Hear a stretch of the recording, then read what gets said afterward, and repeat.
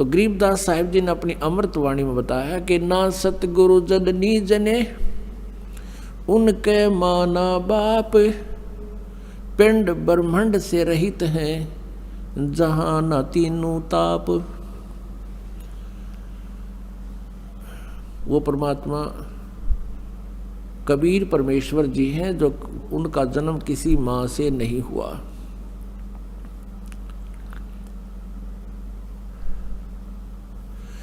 गरीबदास साहिब जी ने फिर परमात्मा की समर्थता बताई है।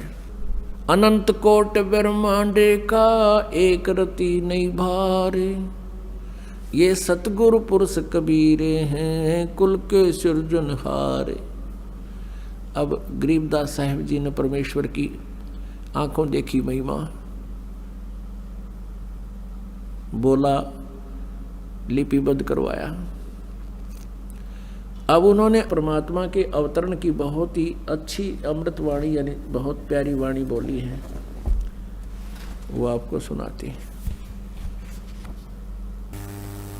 84 बंधन कटे किन्नी कल्प कबीर, भवन चतुर्दश लोक सब ये टूटे जम जंजीर। गरीब अनंत कोट ब्रह्मांडे में बंदी छोड़ कहाए, सो तो एक कबीर हैं जननी जने नमाए। शब्द स्वरूप साहेब धनी शब्द सेंद सब माही, बाहर भीतर रम रहे जहां तहां सब ठाही। यानी उसी परमात्मा की अदृश्य शक्ति सभी के अंदर विद्यमान है और वो परमात्मा साकार है। गरीब जल थल पृथ्वी गगन में वो बाहर भीतर एक, पूर्ण ब्रह्म कबीर हैं अवगत पुरुष अलेख। सेवक हो के अवतरे इस पृथ्वी के माही, जीव उदाहरण जगत गुरु हो बार बार बलि जाही। अब गरीबदास साहिब जी कहते हैं वो पूर्ण परमात्मा जल थल पृथ्वी गगन में बाहर भीतर एक, पूर्ण ब्रह्म कबीर हैं वो अवगत पुरुष अलेख। और वो किस उद्देश्य से यहाँ आए? सेवक हो के उतरे, एक दास बनकर कबीर दास नाम रखवाया। सेवक होकर उतरे, उतरे माने शरीर आए, गति करके आए यहाँ पर इस पृथ्वी के माही। किस उद्देश्य से? जीव उदाहरण जगत गुरु बार बार बलि जाही।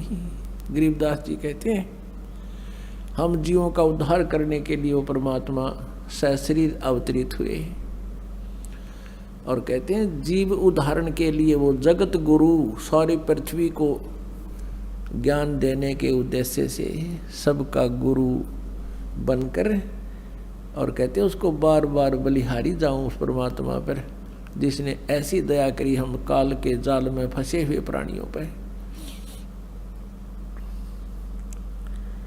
पुण्यात्माओं, ये काल कौन है जो गीता जी अध्याय नंबर 11 के श्लोक नंबर 32 में कहता है मैं काल हूँ और सबको खाने के लिए अब प्रवृत्त हुआ हूँ।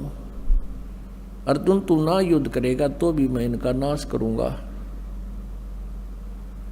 तो वो काल कौन है? वो श्री कृष्ण काल नहीं है। श्री कृष्ण नहीं बोल रहे थे, श्री कृष्ण में एक भूत बोल रहा था, एक प्रेत की तरह बोल रहा था। कौन? ये ब्रह्म बोल रहा था जिसको वैदिक धर्म वाले जिसको ब्रह्म कहते हैं, और संत मते को उसको ज्योत स्वरूपी निरंजन कहते हैं, काल निरंजन भी कहते हैं।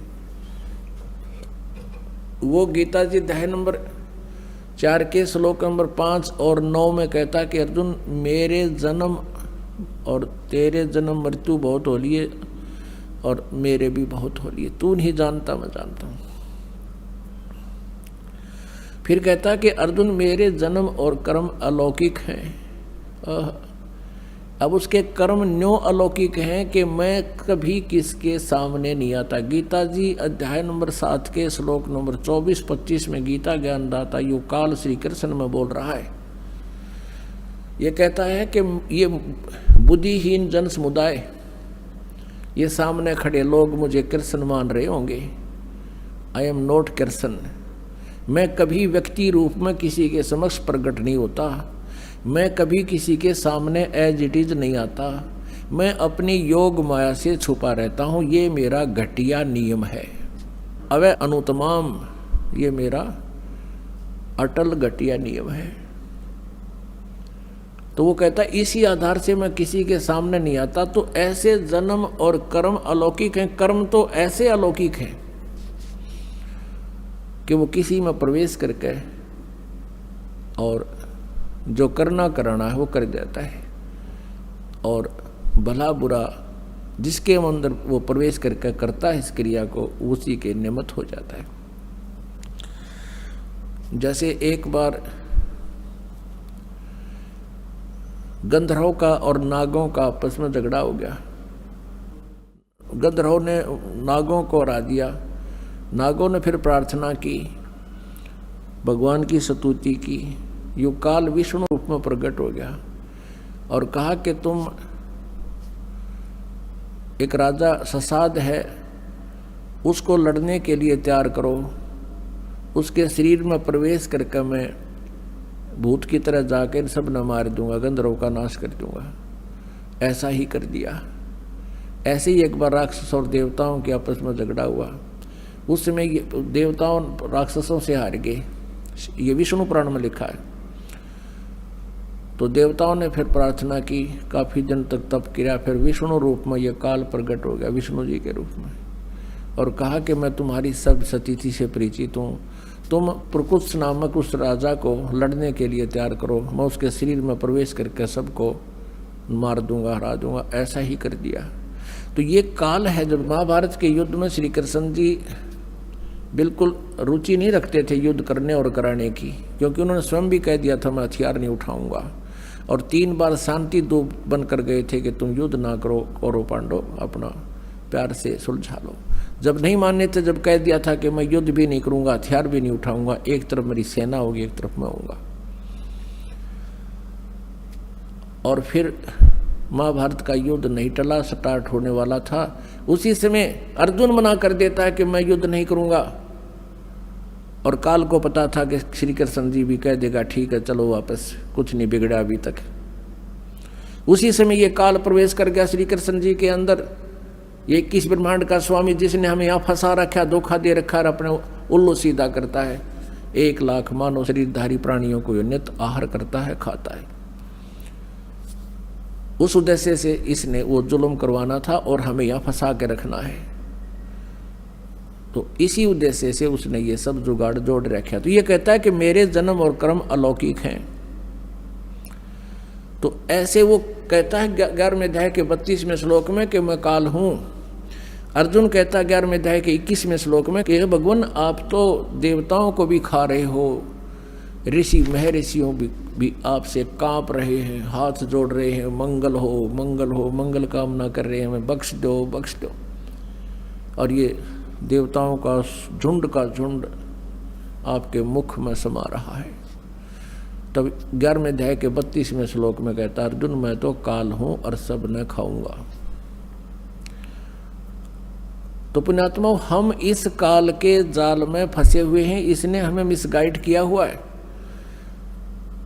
और 1 लाख मानव शरीरधारी प्राणियों के आहार करने का इसको श्राप लगा हुआ है, क्योंकि इसने सतलोक में उस शाश्वत स्थान पर सनातन परम धाम में जब हम सभी थे और ये भी था, वह एक भयंकर गलती की थी। और हमने भी इसका अनुसरण किया था, और हम भी अपने पूर्ण परमात्मा से विमुख होकर हम पतिव्रता पद से गिर के हम अपने उस मालिक से हृदय हटाकर इस काल में लगा बैठे, और इसके साथ हम यहाँ आ गए। इसने 3 बार तप करके ये अपना सारा डमडमा उस पूर्ण परमात्मा कबीर देव से ही प्राप्त किया हुआ है। जब तक हमारे पुण्य रहे, सतयुग में, प्रथम सतयुग में हमें स्वर्ग में रखा, महास्वर्ग बना दिया, वहाँ नकली सतलोक अलखलोक वो डुप्लीकेट बना दिए, वहाँ रखा। जिसके पुण्य क्षीण होते रहे या किसी ने वहाँ कोई गड़बड़ कर दी, शरारत कर दी, उनको पृथ्वी पर पटकता रहा। इस पृथ्वी पर जैसे पहले हिंदुस्तान के अंदर कोई स्त्री या पुरुष कोई ऐसा अनैतिक कार्य कर देते थे जो समाज में निंदनीय होता था, उन दोनों को या एक एक जो जैसा भी करता था उनको काला पानी छोड़ाया करते थे। काला पानी है इंडोमान निकोबार, एक द्वीप है, समुद्र के बीच में, चारों तरफ समुद्र है, बीच में वो टापू है, वहाँ छोड़ाया करते थे कि ये वापस यहाँ आएंगे नहीं और यहाँ सबको खराब करेंगे नहीं, ये सजा देते थे। फिर वहाँ धीरे धीरे धीरे धीरे हजारों की संख्या में स्त्री पुरुष हो गए। उन्होंने फिर अपने नए सिरे से वहाँ अपना जुगाड़ जोड़ा, आप पर कोई ढूंढ बनाए, आप पे उन्होंने वहाँ तो फिर शुरू में तो एक ऐसा था जैसे जंगली राज होया करे, सब आपस में दुराचार करने लगे, उनसे संतान होने लगी और फिर वहाँ धीरे धीरे उन्होंने अपना नियम ठीक सा कर लिया। यही स्थिति यहाँ है।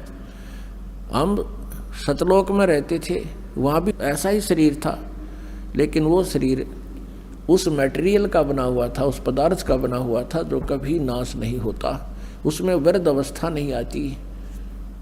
और उस सतलोक में जहाँ हम रहते थे वहाँ किसी चीज़ का अभाव नहीं है। सदाबहार वृक्ष हैं, सदाबहार ये पेड़ पौधे बेल लताएं हैं, वहाँ काजू किस्म सेब संतरे ये सब प्रकार के फल और मेवा, दूधों की नदी, वहाँ का जल अमृत है, कभी खराब नहीं होता। उसी का एक एग्जाम्पल है, एक सैंपल है ये गंगा का जल। गंगा जो दरिया है ये सतलोक से आया हुआ जल है। सतलोक से चलकर ये विष्णु के धाम में, विष्णु के धाम से फिर शिव के धाम में, और शिव के धाम में सबसे ऊपर एक जटा कुंडली डैम बना हुआ, जटा कुंडली सरोवर है। वो वहाँ से सब सतलोक से गंगा आ रही थी, उसको जटा कुंडली डैम को भरने में 6 महीने लगे थे। 6 महीने के बाद फिर वो ओवरफ्लो होकर चल रही है आज तक। वहाँ से वो जल गिरता है, ऐसे गुप्त रूप से आता है, हिमालय में उस गौमुख के पास एक बर्फ रूप में जम जाता है और वहाँ से फिर जल प्रवाह बन करके वो वही अमृत बह रहा है दरिया रूप में, जिसको गंगा दरिया कहते हैं। तो ऐसा जल, ऐसा वहाँ दूधों की नदियाँ सतलोक के अंदर हैं जो कभी खराब नहीं होते। गंगा के जल को रख दो आप 20 वर्ष 100 वर्ष किसी बोतल में डाल के, वो खराब नहीं होता। तो ये एक एग्जाम्पल दिया परमात्मा ने कि इस कलयुग के पिछली पीढ़ी में हमारी महिमा को समझाने के लिए एक ये बहुत ही जो है ना एक प्रमाण का काम करेंगे। ऐसा लोक है, ऐसा स्थान है, वहाँ पर ऐसा आहार है, ऐसा जल है। तो हम वहाँ रहा करते थे, हमने अपने पैर पे कवाड़ा मारा, इसके साथ आगे अब हम रो रहे हैं। इसने हमें इतना ज्ञानी बना दिया, हम अपने भगवान को पहचान नहीं पा रहे हैं। अपने नकली दूत बनाकर यहाँ नीचे भेज दिए और उनके द्वारा स्वयं ही उनमें प्रवेश करके या अपने रिमोट से गलत ज्ञान प्रवेश करके उनसे परमात्मा की परिभाषा बदलवा दी इस काल भगवान ने। और सभी परमात्मा को निराकार बताते हैं। तो निराकार बताने वालों ने जो साधनाएं की, उस साधना से प्रभु प्राप्ति हुई नहीं, उन्होंने भी सेकंड कर दिया, समर्थन कर दिया, हजारों वर्ष समाधि लगा करके कि परमात्मा निराकार है। वेद और गीता जी पुराण बताते हैं वो परमात्मा साकार है, नर आकार है, मनुष्य सदृश है।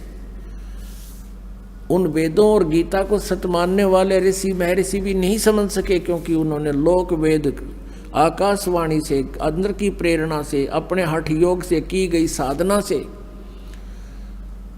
काल ने उनसे यही निर्णय निकलवा दिया कि गॉड इज फॉर्मलेस, परमात्मा निराकार है।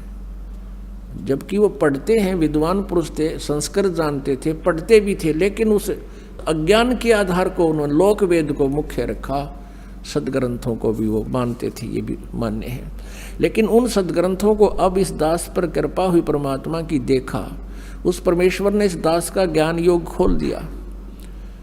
अब हम इधर से तो हिंदू धर्म को मानते हैं, हिंदू धर्म को मानते हैं तो हिंदू धर्म के हमने सदग्रंथों को भी मानना ही पड़ेगा, क्योंकि कोई भी प्रचार किसी देव का जो भी हमें सुनने को मिला, उन सुनाने वालों ने यही कहा कि हम शिव पुराण में ऐसा लिखा वहाँ से सुना रहे हैं, गीता जी में ऐसा लिखा है उसको वहाँ से सुना रहे हैं, शिव विष्णु पुराण में ऐसा लिखा है, दुर्गा पुराण में ऐसा लिखा है, और वेदों में ऐसा लिखा है। तो उस समय हम सभी अशिक्षित थे, जनता अशिक्षित थी, और संस्कृत भाषा के ग्रहण करने का, शिक्षा ग्रहण करने का एक ब्राह्मण वर्ग को ही अधिकार था। ऐसा नियम बनाया हुआ था कि ब्राह्मण विद्या ग्रहण करेंगे और बाकी 4 वर्ण बना दिए थे, वो अपना अपना कार्य अलग करेंगे। इस आधार से अन्य जनता शिक्षा ग्रहण नहीं करती थी। तो इन शिक्षा ग्रहण करने वालों को, यानी संस्कृत भाषा के जानने वालों को वेदों का ज्ञान नहीं था। संस्कृत भाषा जरूर थी, पढ़ लेते थे, लेकिन वो समझ नहीं सके। वेद पढ़े पर वेद न जाने, ये बच्चे पुराण 18। जड़ को अंधे पत्ते खोआवे, ये भूल गए सिरजनहारा।